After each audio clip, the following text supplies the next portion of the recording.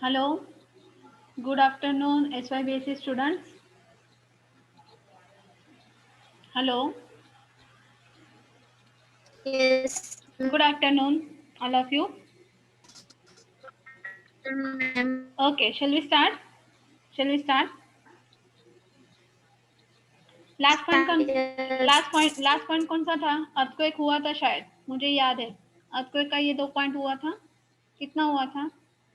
Slide number याद है आपको? स्लाइड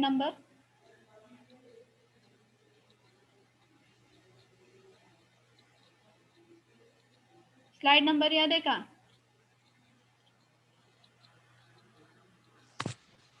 कौन सा था? अर्थक्वेक हुआ था शायद, कि उसके डिस्ट्रक्शन की वजह से क्या क्या होता है वो भी आपको मैं शायद बताया था। कोई उत्तर देगा मुझे? कोई उत्तर देगा क्या? लास्ट पॉइंट कौन सा था ये आपको याद है? ओके, कल क्या खाना है ये याद है क्या? शाम को कौन सा खाना खाए ये याद है क्या? तो आपको ये याद रहेगा। लास्ट पॉइंट कौन सा था? फिर से रिपीट नहीं होना चाहिए। कौन सा था last point? Do you remember? Yes और no?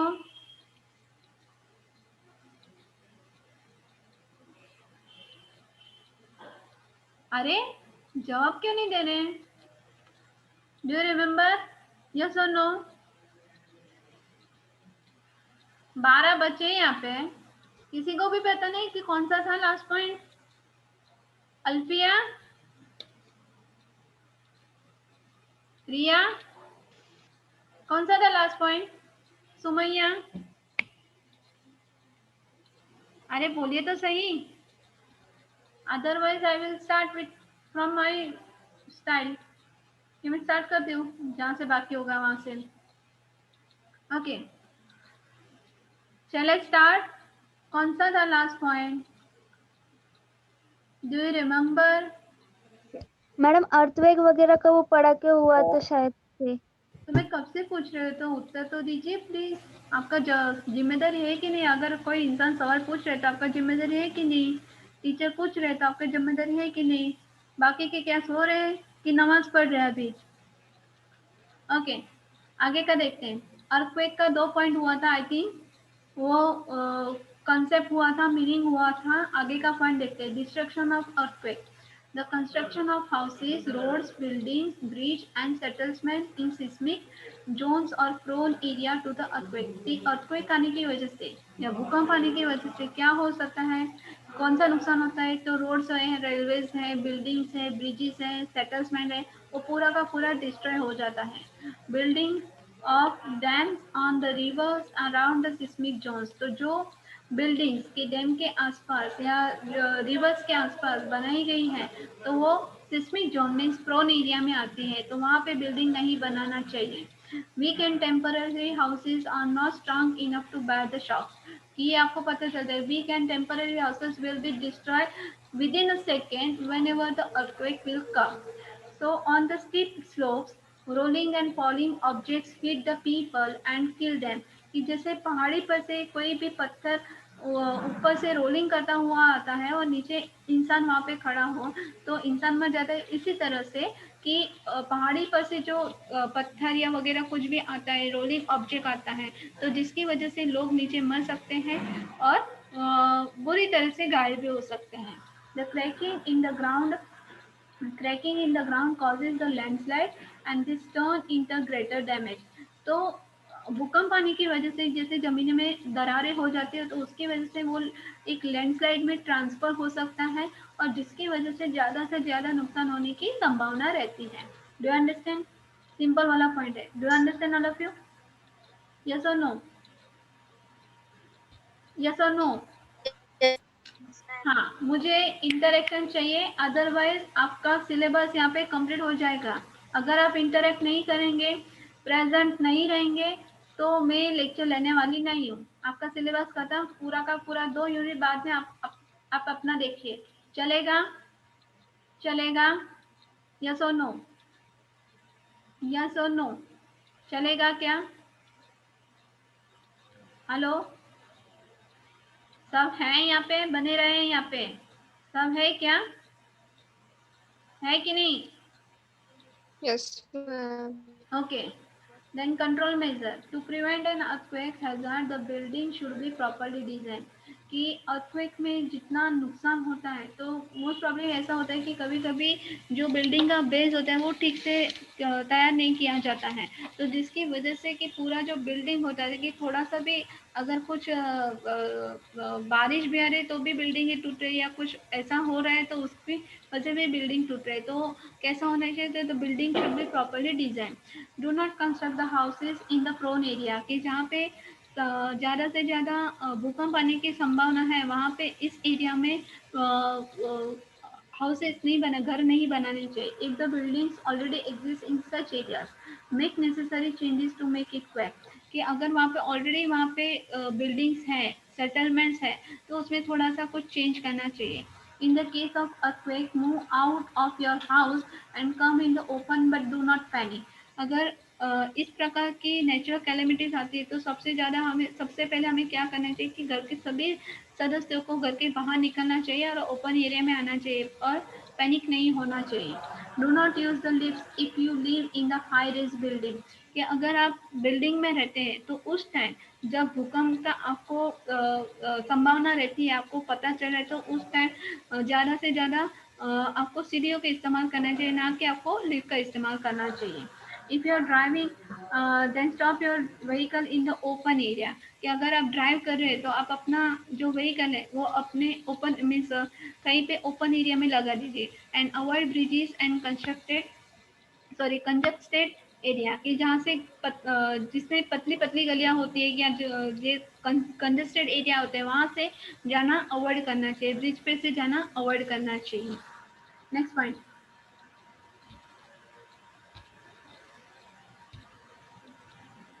Effects and mitigation of tsunami.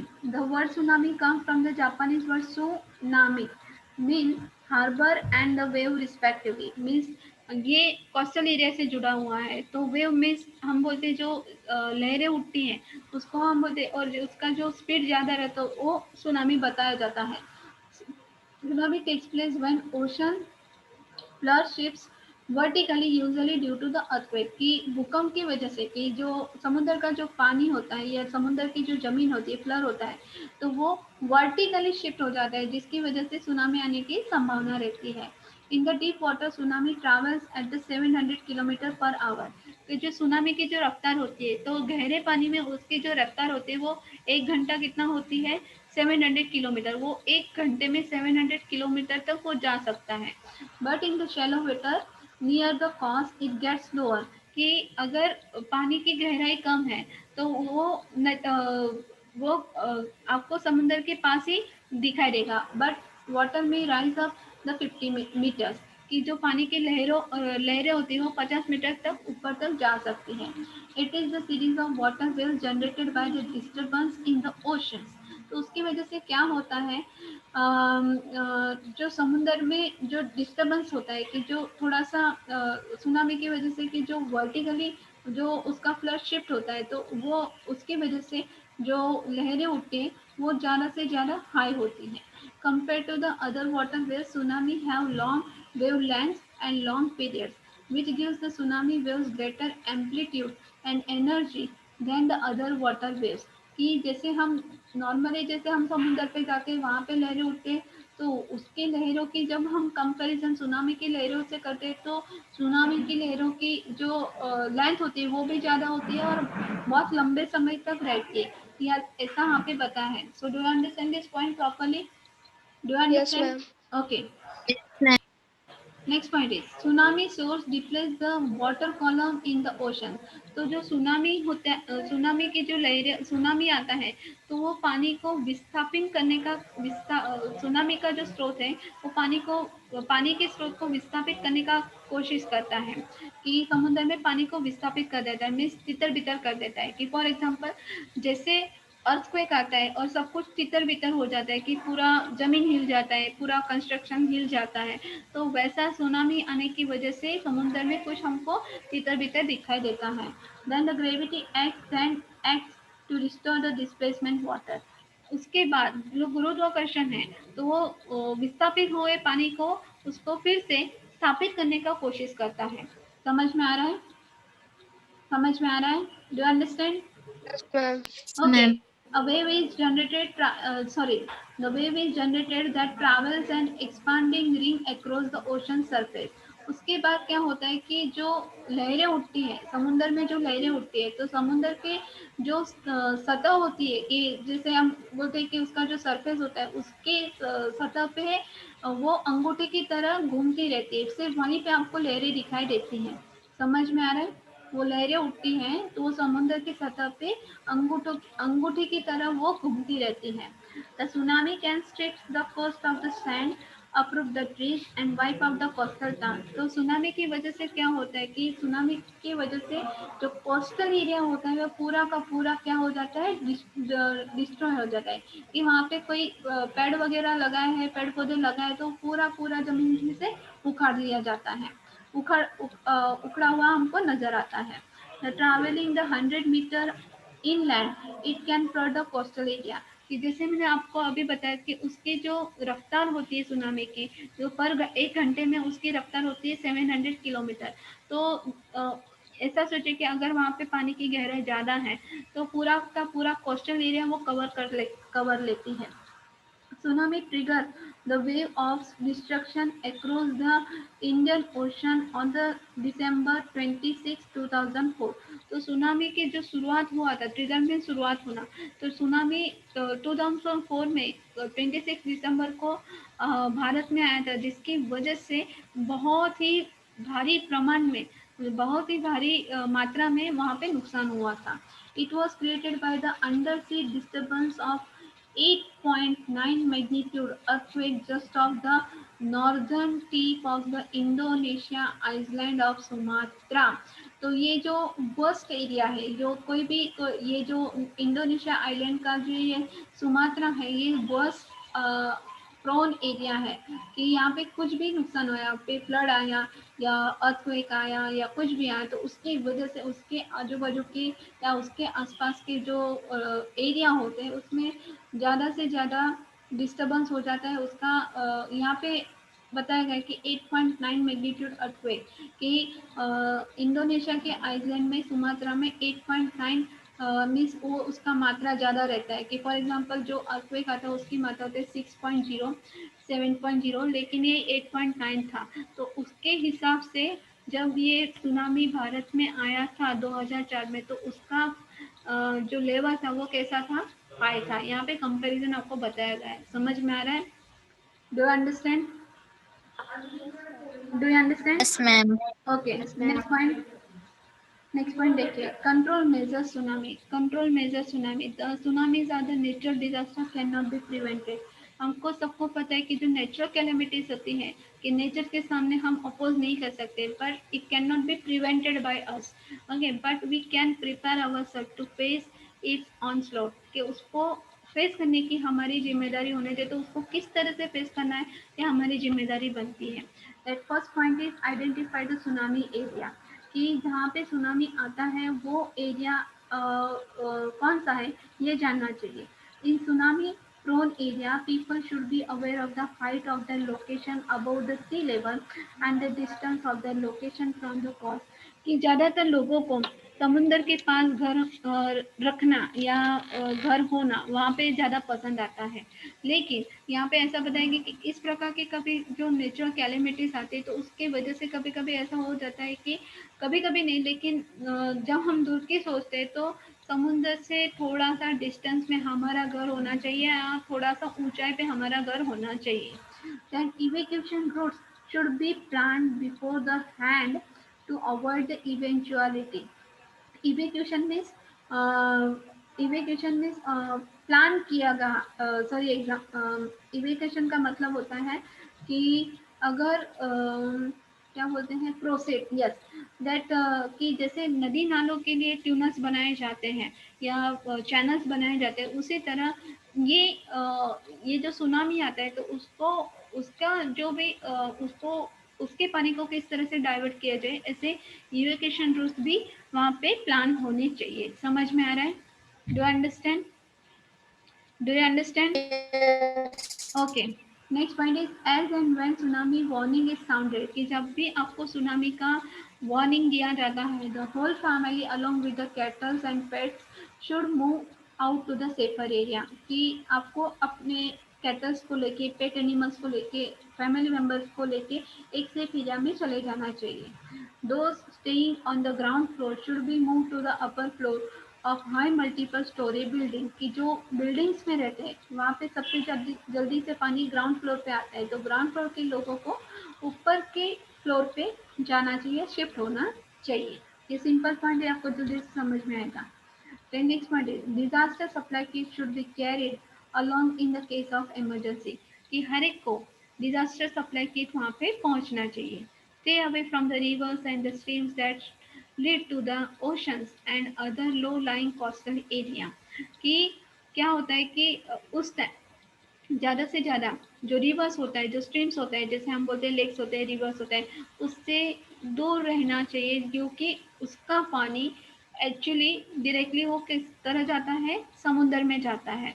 और जब भी ये सुनामी आता है तो वो पूरा पानी का जो फ्लो होता है वो लेवल कैसा हो जाता है, सुनामी आने की वजह से पानी का लेवल कैसा हो जाता है, बढ़ जाता है ना, बढ़ जाता है ना, यस और no?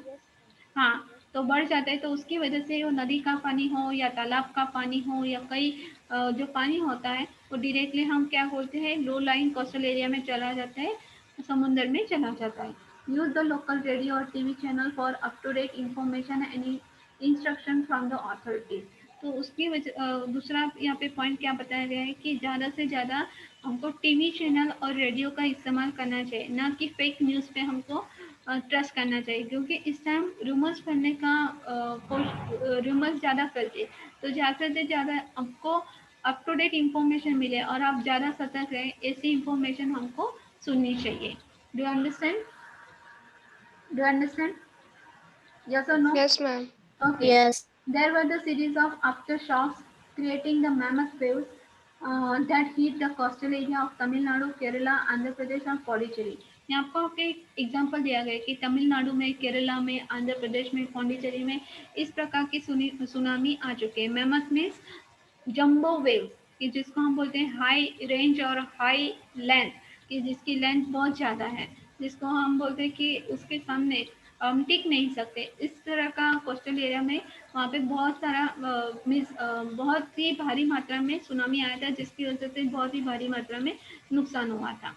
Then Andaman and Nicobar Island, which are just 150 nautical miles from the Sumatra and Campbell Bay, were the worst affected area। मैंने जैसा कि आपको बोला कि जो सुमात्रा है, इंडोनेशिया में ये सुमात्रा आया हुआ है, कैम्पबेल आया हुआ है, तो वो वर्स्ट अफेक्टेड एरिया है, कहीं पे भी कुछ भी हुआ तो उनको ज़्यादा इफेक्ट करता है। तो जब ये अंडमान और निकोबार आइलैंड की बात करते हैं तो वो कितनी दूरी पे आया हुआ है इन दोनों से, 150 माइल्स से ज़्यादा आया हुआ है। क्योंकि फॉर एग्जांपल जैसे मैंने अभी आपको बोला कि जो सुनामी की जो रफ्तार होती है 1 घंटे का, वो कितना होता है, सुनामी की जो रफ्तार होती है 1 घंटे में कितना होता है, कितना होता है, 700 kilometers. 700 किलोमीटर। तो उसकी वजह से ये 115 माइल्स तो उसके लिए कुछ भी नहीं है, मीन्स ज़्यादा नुकसान होने की संभावना होती है। The thousand of the people were killed by the massive tsunami in India, कि भारत में सुनामी आने की वजह से ज़्यादा वो उस टाइम लोग मर गए थे। जैसे हर एक डिजास्टर है आपके इस चैप्टर में, हर एक डिजास्टर पे आपको एक केस स्टडी दिया गया है, तो ये केस स्टडी आपको याद रखना है कि 2004 26 दिसंबर सुनामी इन इंडिया। तो आपको केस स्टडी आपको नोट्स में मिल जाएगा या आपको ग्रुप पे भेजा जाएगा। अगर उससे रिलेटेड कोई क्वेश्चन पूछा गया है तो आपको आना चाहिए। ये देखिए, नेक्स्ट पॉइंट देखिए, ये सुनामी का रियल इमेज है, ये सुनामी का रियलिज्म है। यहाँ पे आपको दिख रहा है कि जैसा पानी का लेवल कितना बढ़ गया है, एम्बार्कमेंट होता है या कुछ भी रोड्स, रेलवे, कुछ भी है, तो आपको जो दिख रहा है तो इसकी वजह से इसका लेवल बढ़ता जाता है और सब कुछ डिस्ट्रॉय हो जाता है। ठीक है, समझ में आ रहा है? समझ में आ रहा है शायद थोड़ा थोड़ा। Yes. Okay, next point is effect and mitigation of flood. अभी फ्लड के बारे में बात करते हैं। जैसे सुनामी में भी पानी का लेवल बढ़ता है, फ्लड में भी पानी का लेवल बढ़ता है, लेकिन ये दोनों ही अलग अलग नेचुरल कैलेमिटीज हैं। That flood occurs when water flows above and beyond its normal level और course, कि जैसे पानी का लेवल अपने हद से एक लेवल पे ज़्यादा बढ़ जाता है तो उसको हम फ्लड कहते हैं। when this water spread out over the flood plain, it becomes a natural disaster. It is the long flat area of land along either side of the river made up of the soil deposit carried by the river water, कि नदी का जो किनारा है, नदी के आसपास के जो गांव है या नदी के आसपास के जो एरिया होते हैं, वहाँ से नदी का पानी वो अपने साथ सब कुछ थोड़ा जो हर मिट्टी होता है, जैसा बोलते हैं रॉक्स होता है, ये सब कुछ खींच के कहाँ चला जाता है, फ्लड के हिसाब से वो पूरा एरिया में चला जाता है। जैसे पानी का फोर्स ज़्यादा होता है, कि जैसे फॉर एग्जांपल पानी का फोर्स ज़्यादा होता है तो वो सब कुछ पानी के साथ बहने लगता है, या मिट्टी के कण हो, छोटे छोटे कण हो, या रॉक्स हो, या कुछ भी हो, तो वो सब कुछ अपने साथ लेके चला जाता है, बहा देता है। This is called by the rain water और melting snow draining into the river faster than the river can discharge the water into the sea. तो उसका दो वजह हो सकता है। तो एक तो सबसे पहला होता है कि जहाँ पे ज़्यादा बारिश होता है वो उसकी वजह से पानी का लेवल बढ़ता है, और दूसरा होता है कि हिमस्खलन बोलते हैं मीन्स जो बर्फीले पहाड़ होते हैं, तो गर्मी की वजह से वो बर्फ पानी में ट्रांसफ़र होता है, पानी में ट्रांसमिट होता है, और वो पानी नदी में मिलता है, तो नदी का पानी का लेवल कैसे हो जाता है, बढ़ जाता है। समझ में आ रहा है? समझ में आ रहा है सबको? यस और no? Yes. Okay. Yes, ma'am. The next point is amount of water that river can hold before the flood start is known as the channel capacity, कि बाढ़ आने के पहले जो पानी का लेवल होता है या उसका अमाउंट होता है, जैसे हम बोलते हैं वो नदी उसको जो जिस तरह से होल्ड करती है या उसको रोके रखती है, तो उसको हम क्या बोलते हैं, चैनल कैपेसिटी। तो उसके आपने शायद देखा होगा कि जो नदी का किनारा होता है उसको हम एम्बार्कमेंट बोलते हैं। ओके, तो पानी उसी फ्लो में बहता है, अगर वहाँ पे फॉर एग्जांपल स्ट्रेट फ्लो दिया है तो वहीं पे बहता है, लेकिन नदी का कोई पर्टिकुलर फ्लो नहीं आता, वो कहीं पे भी बहती है, लेकिन उसका एक एम्बारमेंट हो, अगर उसका फ्लो दिया गया हो, उसको चैनल दिया गया हो, तो उसी में वो बहती है। लेकिन जब बाढ़ आती है तो वो आउट ऑफ कंट्रोल हो जाता है पानी। शायद समझ में आता है। Do you understand? यस और नो? यस और no? Yes Yes, ma'am. ma'am. Okay, मैंने अब कल मुझे सिर्फ ओके, अपने यहाँ पे हमारा दो ग्रुप है। ओके, एक बीएससी केमिस्ट्री का और दूसरा है एफसी का। तो मैं आपको फिर से एक रिक्वेस्ट कर रही हूँ, अगर आपको बिल्कुल भी जो बच्चे आ रहे हैं उसके बारे में नहीं पढ़े, जो बच्चे नहीं अटेंड कर रहे लेक्चर, परीक्षा आएगी, एग्जाम आएगी, प्रॉब्लम आपको ही क्रिएट होगी। ध्यान रखिए, नए लेक्चर अटेंड करेंगे, ऑनलाइन क्या करें दिखाने, सबको घुमा सकते हैं, आप सबको घुमा फिरा सकते हैं, लेकिन आपके आत्मा को घुमा फिरा नहीं सकते कि मैं क्या कर रहा हूँ। सबको उल्लू बना सकते, अपने आप को ना उल्लू नहीं बना सकते। और जितना चाहता है कि सभी लेक्चर्स आप अटेंड कीजिए, नोट्स रेडी रखिए, क्योंकि एग्जाम कभी भी हो सकते हैं। एग्जाम का कुछ फिक्स नहीं होगा कि ऑफलाइन होगा या ऑनलाइन होगा। ऑफलाइन हुआ तो पूरा का पूरा लॉस ही होगा आपको, इतना याद रखिए। नोट्स वगैरह याद रखिए। अगर लेक्चर नहीं रहे तो क्यों नहीं ले रहे मैडम, आज लेक्चर क्यों नहीं रहा, एटलीस्ट पूछे तो सही, यार मैडम लेक्चर क्यों नहीं हो रहा है। किसी को कुछ पड़ी नहीं है, किसी को भी कुछ पड़ी नहीं है। ये सबको, ये जो एटीट्यूड है ना, सबको भारी पड़ने वाला है, सबको बहुत भारी पड़ने वाला है। ध्यान रखिए। Nature of the river valleys and channels. तो बाढ़ आने की संभावना क्यों है, तो बाढ़ क्यों आती है, फॉर एग्जांपल जैसे खाई होती है, कि जहाँ खाई होती है, जहाँ पे चैनल्स होते हैं रिवर के, तो वहाँ पे बाढ़ आने की संभावना ज़्यादा है। Then prolong high intensity of rainfall, जहाँ पे ज़्यादा बारिश होता है वहाँ पे भी बाढ़ आने की संभावना ज़्यादा है। That blocking of free flow of the rivers because of the enormous debris provided by the landslide and due to volcanic eruption. एक वॉल्केनिक इरप्शन की वजह से जितना नुकसान होता है, डेब्रिस मीन्स नुकसान, और लैंडस्लाइड की वजह से जितना नुकसान होता है, डैमेज होता है, तो उसका एक रीज़न है कि फ्लड आने की संभावना, बाढ़ आने की संभावना ज़्यादा है। Then next point is meandering courses of the river. Meandering courses of the river. What is the meaning of meandering? What is the meaning of meandering? What is the meaning of meandering?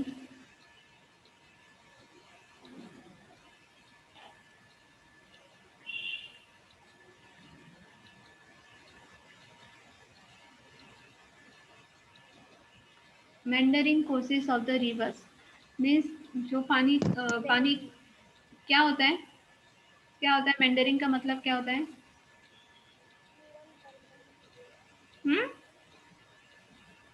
नेहमीची process. What? Regular regular नहीं है, process तो है, लेकिन regular process क्या, उसका मतलब क्या हुआ? जो पानी होता है, पानी की जो गति होती है, उसको घुमावदार बनाने की जो कोशिश की जाती है, उसको हम बोलते हैं meandering courses of the rivers. कि जैसे चैनल्स बनाए जाते हैं, कि उसके पर्टिकुलर पाथ बनाए जाते हैं, उसको हम बोलते हैं meandering courses of the rivers. Okay, next point है building activity and eventual urbanisation. कि जितना ज़्यादा कंस्ट्रक्शन होता है, जितना ज़्यादा अर्बनाइजेशन बढ़ता है, तो फ्लड आने की संभावना ज़्यादा होती है, क्योंकि जितना पेड़ कम होगा उतना ज़्यादा फ्लड आएगा। Construction of bridges and reservoir, तो ये आपको शायद पता है, रिजर्वायर जितना ज़्यादा बनाया जाता है, ब्रिजेस जितना ज़्यादा बनाया जाता है, तो इसकी वजह से भी फ्लड ज़्यादा आता है। Agricultural practices, then agricultural practices की वजह से, for example using of fertilizers, pesticide, ये सब कुछ होने की, सॉइल इरोजन होने की वजह से भी फ्लड आता है। Then next point is deforestation, land use changes. Deforestation means जहाँ पे जंगल जब से ज़्यादा तोड़े जाते हैं और उस ज़मीन का जिस तरह से इस्तेमाल किया जाए, तो उसकी वजह से भी बाढ़ आने की संभावना बढ़ जाती है। So do you understand? Do you understand? Yes, या ma'am. Okay, next point, impact of flood. अभी फ्लड आया है तो उसकी इम्पैक्ट कहाँ पे हमको दिखा देते हैं, वो देखते हैं। Flood is the one of the most destructive form of nature disaster causing huge loss of life and property. August 2000, floods killed 100 people and left the 70,000 homeless in the Assam alone। यहाँ पे आपको एक example दिया गया है कि 2000 में आसाम में एक बाढ़ आई थी, जिसकी वजह से 100 पीपल, यहाँ पे 100, तो मुझे नहीं लगता कि 100 पीपल मर गए, उससे ज़्यादा भी शायद मर गए होंगे, लेकिन जो 70,000 लोग हैं वो बिना घर के हो गए थे, उनके पास घर नहीं था। The environment is blame on the soil erosion and silting of the river hills and increasing the population in the floodplains are the causes of the flood। तो उसका जब सर्च किया जाता है, उसका रिसर्च किया जाता है, तो जो पर्यावरणवादी है वो क्या बता रहे हैं कि सॉइल इरोजन उसका एक रीजन होता है, और silting of river head. Silting of river heads मतलब क्या?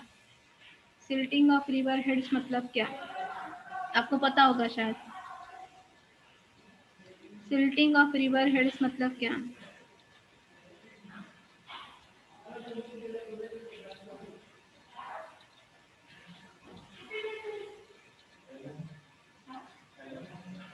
सिल्टिंग ऑफ रिवर हेड्स मतलब क्या?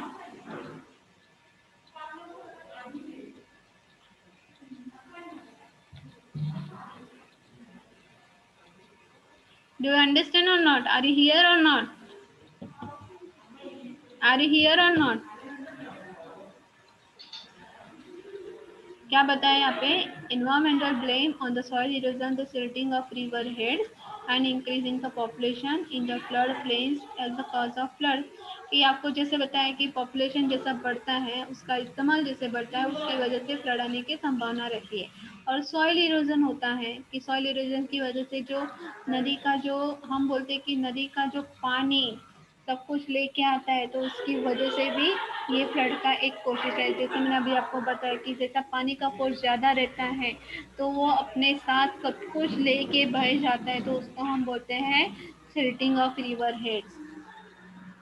Next point is economically and socially backward communities are the worst affected and take longer to come back to the kind of life and they were leading before the disaster struck.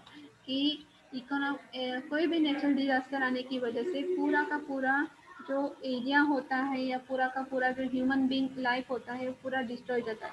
लेकिन जो economically backward है, socially backward है, वो community में हमको वो ज़्यादा effect दिखाई देते हैं क्योंकि वो सुनामी के पहले जैसे या बाढ़ के पहले जैसे जीते थे, तो उसके बाद उनके लिए ज़्यादा डिफिकल्ट हो जाता है लाइफ को फेस करना। Do understand? Do Yes, understand? ma'am. आगे का देखते हैं। The next point control measure delay the surface run off the resulting from the high intensity rainfall to the rivers. Delay means विलंब करना। तो क्या कर सकते हैं कि फॉर एग्जांपल जहाँ पे ज़्यादा बारिश होता है तो ज़्यादा बारिश होने की वजह से क्या होता है कि वो पानी का जो हम बोलते हैं फ्लो होता है या प्रवाह बोलते हैं, वो कैसा होता है? कैसा होता है? कैसा होता है? अगर बारिश ज़्यादा गई तो पानी का फ्लो कैसा होता है? अमाउंट ऑफ वाटर कैसा होता है? लेवल कैसा होता है? ज़्यादा होता है ना। तो उसको कम करने के लिए क्या किया जाए? This can be achieved by the large scale reforestation and forestation.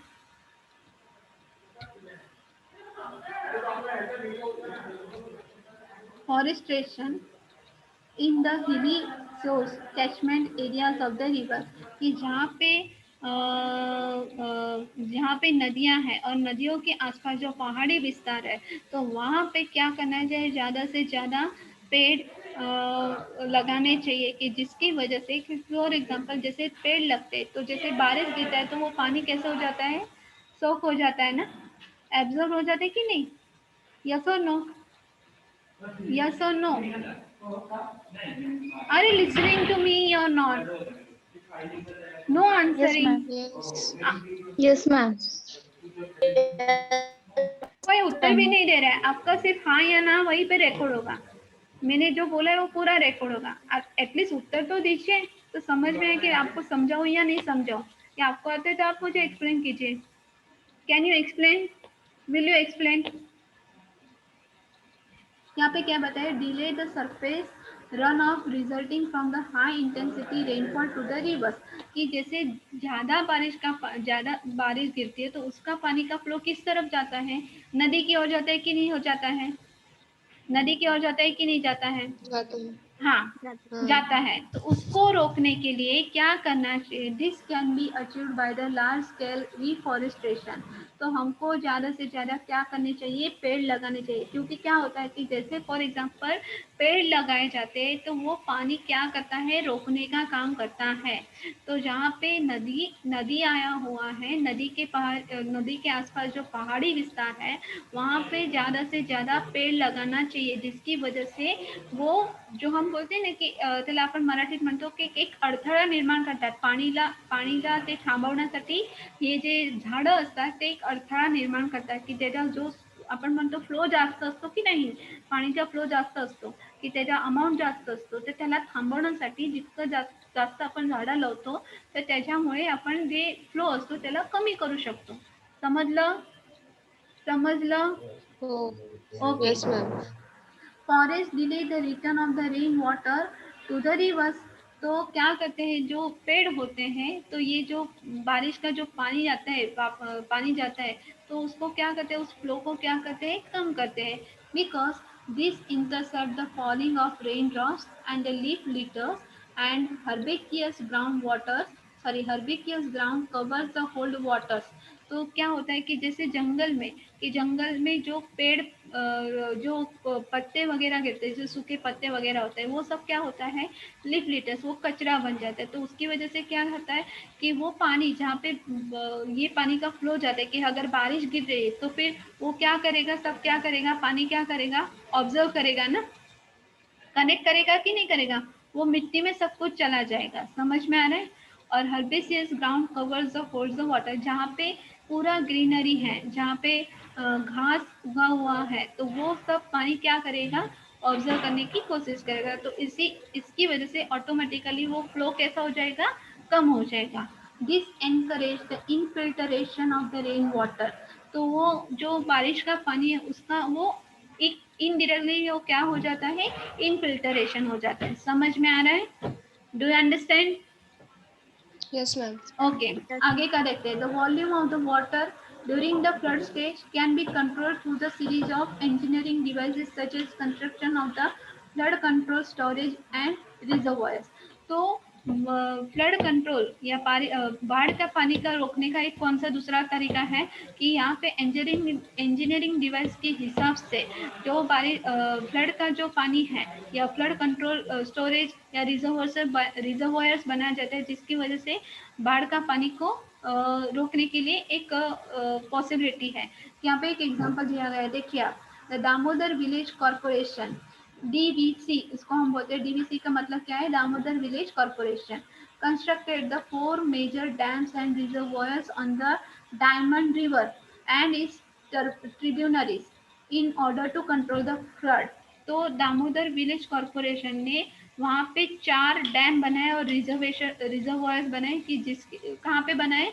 Diamond river पे बनाए, कि जिसकी वजह से वहाँ उस नदी का पानी और उसके एरिया का जो पानी है वहाँ पे कंट्रोल हो सके। समझ में आ रहा है? समझ में आ रहा है? Do you understand? Next point, the Constitution of Central Flood Control Board in 1954 and established of the State Flood Control Board have adopted the various flood control measure.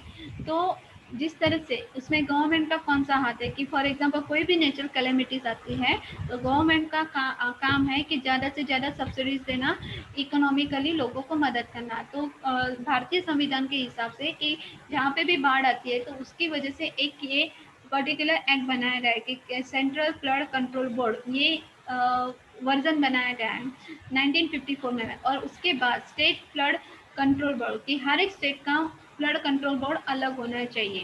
Okay, the flood diversion systems imply the diversion of the flood water in the low lying area। तो ये flood diversion system क्या करता है, वो जो बाढ़ का पानी होता है तो वो लो लाइंग एरिया में किस तरह से जाए तो उसको डाइवर्ट करने का काम करता है। यहाँ पे एक एग्जांपल दिया गया है, देखिए Ghaghar diversion scheme divert the water discharge of about 340 cubic meters per second before the Ghaggar rivers enter Rajasthan into the depression and in the area between the sand। तो उसका मतलब क्या हो कि घाघर डाइवर्जन स्कीम है उसने ये स्कीम वहाँ पे लगाई गई क्योंकि उसका जो पानी है कि जो बाढ़ का जो पानी है वो कितने हिसाब से बहता है कि 340 क्यूबिक मीटर से वो पर सेकेंड में आता है। तो घाघर रिवर के पानी राजस्थान में चला गया और राजस्थान में चला ना जाए उसकी वजह से वहाँ पे ये स्कीम बनाया गया है कि जैसे डैम्स बनाए जाते हैं, रिजर्वोयर्स बनाए जाते हैं, उसी तरह घाघर डाइवर्जन स्कीम कि उस बाढ़ का पानी किसी और दिशा से निकल जाए। समझ में आ रहा है? समझ में आ रहा है? Do you understand? Yes, ma'am. Okay. Embankments, dikes and flood walls are used to confine the flood water within the valley। तो जहाँ पे खाई है तो वहाँ पे एम्बार्कमेंट्स, डाइक्स एंड फ्लड वॉल्स बनाना चाहिए कि जिसकी वजह से पानी की गति को या पानी के प्रवाह को रोक सकें। समझ में आ रहा है? Understand? Understand? Yes or no? Understand? Yes, ma'am. Okay. We shall stop here. We shall continue tomorrow। अगर आप देखिए आपको कोई भी पॉइंट समझ में नहीं आ रहा है तो आप देखिए कोई भी पॉइंट समझ में नहीं आ रहा है तो आप देखिए।